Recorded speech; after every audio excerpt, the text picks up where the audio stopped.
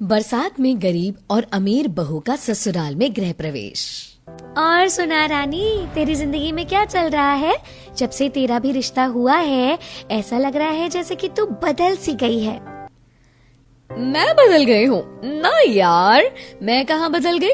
वैसे तुझे एक बात बताऊं, कल ना मेरे होने वाले ससुराल से मेरे लिए सावन का त्योहार आया था। है सच? फिर क्या क्या भेजा तेरी होने वाली सास ने? पता है, उन्होंने मेरे लिए 10-10 तो सूट भेजे और एक सावन का जोड़ा अलग से आया जो बहुत ही ज्यादा प्यारा है।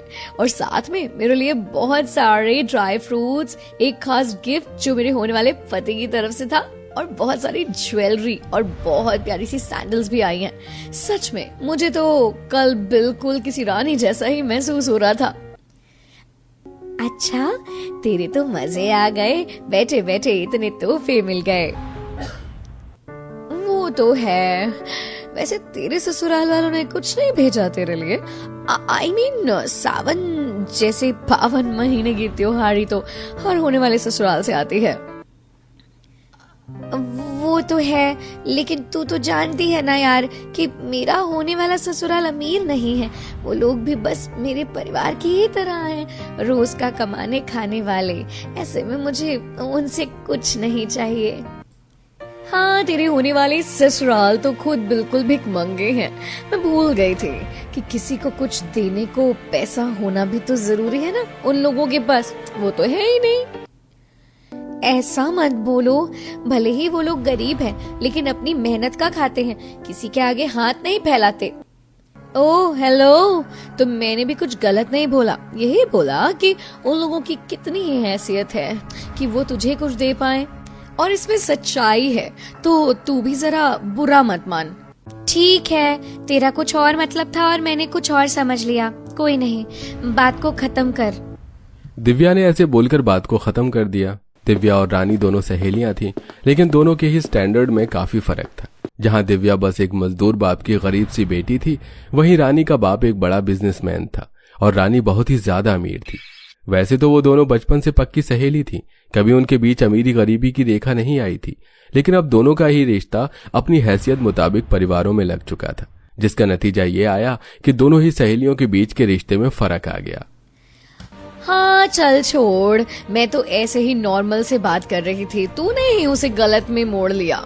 खैर, और बता, कब कर रही है शादी? बस अभी आज के ही दिन 1 महीने बाद। Oh really? मेरी भी शादी आज के ही दिन 1 महीने बाद ही है। इसका मतलब हम दोनों को हल्दी मेहंदी साथ साथ लगेगी। सही बोला, क्या किस्मत है हमारी। मैं तो सबसे ज्यादा अपने गृह प्रवेश के लिए एक्साइटेड हूँ। पता नहीं मेरे अमीर ससुराल वाले मेरा गृह प्रवेश कैसे करवाएंगे। इतना तो मैं जानती हूँ कि जरूर मेरे लिए खास इंतजाम होंगे। सभी मेहमान फूल लिए खड़े होंगे और जैसे ही मैं एंट्री करूंगी तो फायरवर्क्स जलेंगे। उसके बाद मुझ पर फूलों की बारिश होगी और फिर मैं एक फूलों के कालीन पर से चलती हुई अपनी सास के पास जाऊंगी, जहाँ पहले वो मेरी आरती करेंगी और उसके बाद मेरा अच्छे से गृह प्रवेश होगा। और फिर मुझे एक सोफे पर बिठा दिया जाएगा, जहाँ पर लोग मेरी मुंह दिखाई की रस्म करेंगे। ओह गॉश, मुझसे तो ये सब सोच कर ही इंतजार नहीं होता। तो बता दिव्या, तेरा कैसा मन है अपनी ससुराल में एंट्री लेने का? वैसे जैसे तू सोचेगी तेरी सास वैसा तो कुछ करेगी नहीं, क्योंकि गरीब जो हैं। मुझे कोई भी इच्छा नहीं है कि मेरा इस तरह से गृह प्रवेश हो। बस नॉर्मल गृह प्रवेश हो जाए सुकून और इज्जत के साथ, इतना ही काफी है मेरे लिए। अगर अपनी हैसियत के हिसाब से ख्वाब देखे जाए ना रानी, तो ठीक होता है, क्योंकि हैसियत से ज्यादा सोची हुई चीजें यूं ही नहीं मिलती, और जब वो ना मिले तो बस दुख देती है। अरे बारिश आ रही है। सही कहा, आ तो रही है। मैं घर से गाड़ी बुलवाती हूँ। मैं नहीं चाहती कि बारिश में भीगकर मैं बीमार हो जाऊँ और अपनी शादी पर सबको कमजोर दिखाई दूँ। रानी ने ऐसे बोलकर अपने घर फोन मिलाया और वो अपने घर की गाड़ी आने का इंतजार करने लगी। कुछ देर बाद गाड़ी आई। इतने में बारिश भी काफी तेज हो चुकी थी और रानी गाड़ी में बैठ गई। मैं जा रही हूँ। ठीक है, ध्यान से जाना। चली गई। क्या करूं, अब मैं भी चल लेती हूँ भीगते हुए ही। क्योंकि मेरे पास तो किसी को बुलाने के लिए कोई फोन वगैरह भी नहीं है, और मुझे लेने आएगा भी कौन। दिव्या बेचारी ऐसे ही खुद से ही बोलते हुए बारिश में कॉलेज से अपने घर आने को निकल आई। जरा सी दूर चलते ही दिव्या पूरी तरह से भीग चुकी थी। वो जल्दी जल्दी अपने कदम बढ़ाने लगी और चलते चलते ही उसकी आंखों से आंसू गिरने लगे। वक्त ने सब कुछ बदल डाला। मुझे लगता था कि मेरी सहेली कभी नहीं बदलेगी, लेकिन वो बदल गई। आज वो जिस तरह से मुझे छोड़कर गई, उससे साफ जाहिर होता है कि वो बदल चुकी है। वरना आज भी याद है मुझे वो दिन जब ऐसे ही बारिश हो रही थी। दिव्या ऐसे बोलकर अपने बीते हुए दिनों में खो गई। अरे नहीं, बारिश आ रही है, वो भी काफी तेज। अब मैं क्या करूं? कैसे घर जाऊंगी? बाबा को भी नहीं बुला सकती। पागल, जब मैं साथ हूँ तो तू ऐसा क्यों सोच रही है? मैंने अपने बाबा को गाड़ी लाने के लिए बोल दिया है। तू मेरे साथ गाड़ी से चलना। तेरे साथ तेरी गाड़ी में? हाँ, और नहीं तो क्या। नहीं नहीं यार, मैं तेरे साथ नहीं जा सकती हूँ। अगर किसी ने देख लिया तो लोग क्या बोलेंगे? तुझे अपनी दोस्त से ज्यादा लोगों के बोलने की पड़ी है। बोलने दे जो भी बोलना है। अगर तू मेरे साथ गाड़ी में नहीं बैठेगी ना तो मैं भी नहीं जाऊंगी। और तूने हमारी दोस्ती को बेकार के लोगों से तोल दिया ना दिव्या, मैं तुझसे बहुत नाराज हूँ। अच्छा बाबा, अच्छा समझ गई तेरी हर बात। मेरी माँ अब क्या मुझे सुनाती ही रहेगी? तो फिर चल रही है ना तू मेरे साथ गाड़ी में? ये तो फिर चलो। हर रोज अगर 4 बूंद भी गिरती थी ना तो रानी को मुझे अपने साथ लेकर जाने का थोड़ा और बातें बनाने का मौका मिल जाता था। और अब तो वो बिल्कुल किसी अजनबी जैसे बर्ताव करती है। दिव्या बेचारी ऐसे ही सोचते हुए भीगते हुए अपने घर पहुंची। घर जाकर देखा कि उसके माँ बाप परेशान थे। देखिए जी, जरा सी बारिश पड़ी नहीं और हमारे घर में सैलाब आ जाता है। ऐसे में भगवान ना करे हमारी बेटी की शादी में बारिश आ गई तो हम बारातियों को क्या मुंह दिखाएंगे। यही सब सोच सोच कर तो मेरी जान निकलती है। क्यों ले रहे इतनी टेंशन? माँ बाबा, आप लोग मेरी शादी करोड़पति परिवार में नहीं कर रहे हो जिन्होंने ये दिन ना देखे हो। जिस परिवार में मेरा नाम जोड़ने जा रहा है वो भी हमारे ही जैसे तो है, और सभी गरीब बारिश में दिक्कत को जानते हैं। इतनी क्या टेंशन लेनी? आप दोनों जरा भी ना टेंशन लें, जो होगा अच्छा होगा। ये बात तो एकदम सही बोली मेरी बेटी ने। अरे दिव्या, तू पूरी भीगी हुई है। जल्दी से अपने कपड़े बदल ले बेटा। अगर तुझे सर्दी हो गई तो अगले महीने तेरी शादी है। दिव्या की माँ ने जल्दी जल्दी से उसके कपड़े बदलवाए। इतने में ही बारिश रुक गई और बारिश रुकने के बाद दोनों माँ बेटी ने मिलकर घर में भरे हुए बारिश के पानी को साफ किया। ऐसी सिलसिला जारी था। गरीब दिव्या के घर जब भी बारिश होती तो घर में सभी तरफ कीचड़ बन जाता था। ऐसे ही गरीबी में उनके दिन कट रहे थे और अब 1 महीना पूरा हो चुका था। आज के दिन रानी और दिव्या दोनों की शादी थी। ओह गॉश, मेरे ससुराल से कितना प्यारा लहंगा आया है। गॉर्जियस। आज तो दिव्या की भी शादी है। उसके करीब ससुराल से भी उसके लिए शादी का जोड़ा आया होगा। चलो एक स्नैप भेजती हूँ दिव्या को अपने जोड़ों का, फिर उससे उसके जोड़े का भी स्नैप मंगाऊंगी। रानी ने जैसे बोला वैसे ही किया। उसने दिव्या के फोन पर अपने शादी के जोड़े का स्नैप भेजा, जिसके बाद उसने दिव्या से भी उसके जोड़े का स्नैप मांगा। रानी के लिए तो एकदम रानियों वाला जोड़ा आया है। मेरा तो बस एवरेज सा ही है, लेकिन कोई नहीं है तो वो मेरी सहेली भेज देती हूँ। दिव्या का शादी का जोड़ा कुछ खास नहीं था, लेकिन फिर भी उसने रानी को अपनी सहेली मानते हुए उसको अपने जोड़े का फोटो दिया। और कितना खराब जोड़ा है ये, इसको अपनी शादी पर पहनेगी फिर तो दिव्या एकदम चुड़ैल लगेगी, चुड़ैल। इसको क्या रिप्लाई दूं? नहीं नहीं नहीं नहीं, रिप्लाई नहीं, इसके जोड़े की बेइज्जती तो मैं फोन कॉल पर करूंगी। रानी ने ऐसे बोलकर दिव्या के पास फोन मिलाया। और कैसा लगा मेरा जोड़ा? तेरा जोड़ा? तेरा जोड़ा ना एकदम जोकर जैसा है। ओ गॉश, मेरी तो उसे देखकर हंसी नहीं रुक रही थी। So funny. दिव्या, तू बहुत बदल गई है। तुझे किसी की फीलिंग से कोई मतलब भी नहीं रहा। हाँ, मेरा जोड़ा बहुत बुरा है और सस्ता भी, बिल्कुल ऐसा कि तुम कूड़े पर दे मारो। लेकिन ये मत भूलो कि वो जोड़ा मेरी शादी का जोड़ा है और मेरे लिए वो बहुत ही खास है। समझी? तूने आज जो किया है ना, उसके बाद हमारी दोस्ती रहने का कोई मतलब नहीं बनता। आइंदा कभी मेरे घर का रास्ता ना देखना। यही तो मैं भी बोलती हूँ कि तेरी औकात मुझसे नहीं मिलती, फिर भी अब तो तुझे ससुराल भी गरीब मिलने वाला है, तो जरा मुझसे दूर ही रहना। हाँ, अब हमारा कोई मेल नहीं। रानी की बातें सुनकर दिव्या ने फोन काट दिया। रानी ने दिव्या के खास दिन उसका मूड खराब किया था। कुछ देर तो दिव्या उदास रही, लेकिन फिर सब भूलकर वो अपनी शादी के लिए तैयार हो गई। रानी पूरी बदल गई है। अब वो मेरी दोस्त नहीं, बस एक घमंडी अमीर लड़की है। कोई बात नहीं, मैं अपनी इज्जत सबसे पहले रखती हूँ और मेरे बाबा ने भी मुझे यही सिखाया है। दिव्या ने कैसे कैसे खुद को संभाला और फिर कुछ ही देर में उसकी बारात आ गई। बारात के साथ साथ बारिश भी आनी शुरू हो गई और सभी बारातियों को परेशानी होने लगी। भाभी के घर के बिल्कुल हमारे ही घर के जैसे हालात है। बारिश के आते ही देखो पूरा घर कैसे टपक रहा है। अरे भैया, बारिश ने तो सता डाला। किस कदर तेज बारिश हो रही है। जल्दी जल्दी खाओ भैया और फिर बहुरानी को लेकर चलो।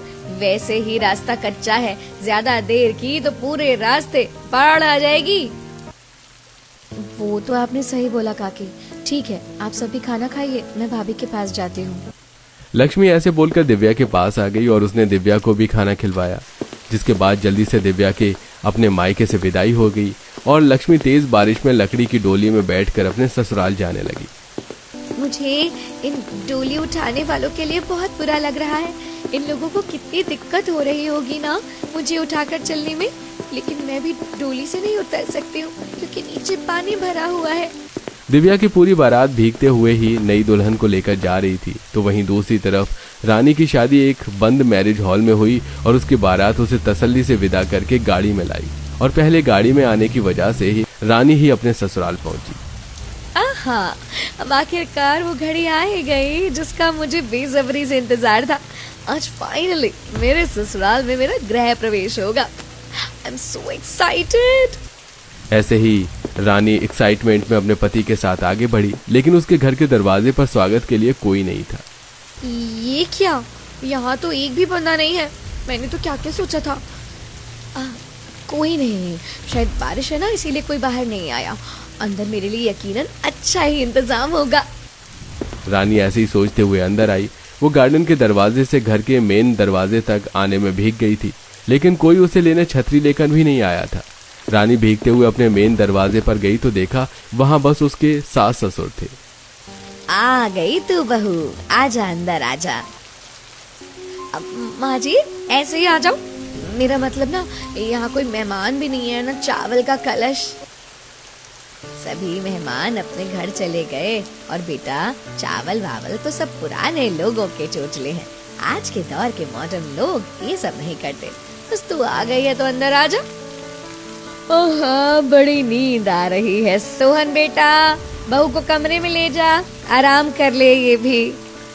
रानी ने जैसे बोला था उसका गृह प्रवेश जरा भी वैसे नहीं हुआ। वो बस अपने ससुराल आई और अपने कमरे में चली गई। उसका मूड बहुत खराब था। वो अपने कमरे की खिड़की पर बैठी हुई थी कि तभी उसे अपने सामने वाले घर में भी एक बारात आती हुई दिखाई दी। अरे, इस छोटे से घर में भी कोई शादी हुई है क्या? अरे ये तो। रानी उस घर की दुल्हन को देखकर चौंक गई, क्योंकि दुल्हन कोई और नहीं बल्कि दिव्या थी। तो ये है दिव्या का परिवार, बिल्कुल मेरे घर के सामने। देखती हूँ इसका गृह प्रवेश कैसे होगा। रानी अपनी खिड़की से दिव्या को देखने लगी तो वहीं दूसरी तरफ। भाभी, आप भीग रहे हो, इसके अंदर आ जाओ। लाओ अपना हाथ मुझे दे दो। लक्ष्मी, बहुत बारिश है तो तुम लोग परेशान ना होना। अरे भाभी, आज आपका खास दिन है। क्या हुआ अगर बारिश है तो? पता है, हमने आज करने को तो बहुत कुछ सोचा था, लेकिन बारिश ने सब बिगाड़ डाला। लेकिन फिर भी जितना हमारे बस में है हम करेंगे। आजा बहू, मैं कब से तेरा इंतजार कर रही थी। नजर ना लगे कितनी सुंदर बहू है मेरी, एकदम रानी जैसी।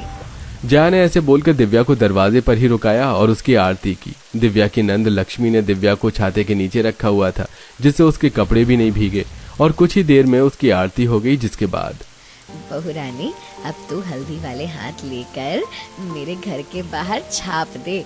नई बहू के हाथ की छाप ससुराल में बड़ी खुशियां लाती है। जया की बात सुनकर दिव्या ने अपने ससुराल की दीवार पर अपने हाथों की भी छाप लगाई, जिसके बाद जया ने छोटे से कलश को चावलों से भरकर उसे अपने दरवाजे पर रखा और दिव्या के पांव से कलश गिरवाते हुए महावरी में उसके पैर डलवाए।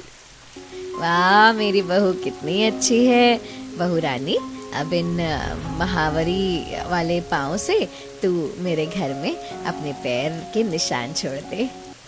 जया के बोलने पर दिव्या ने अपनी ससुराल में भी अपने पांव के निशान छोड़े, जिसके बाद उसकी गृह प्रवेश की रस्म पूरी हुई।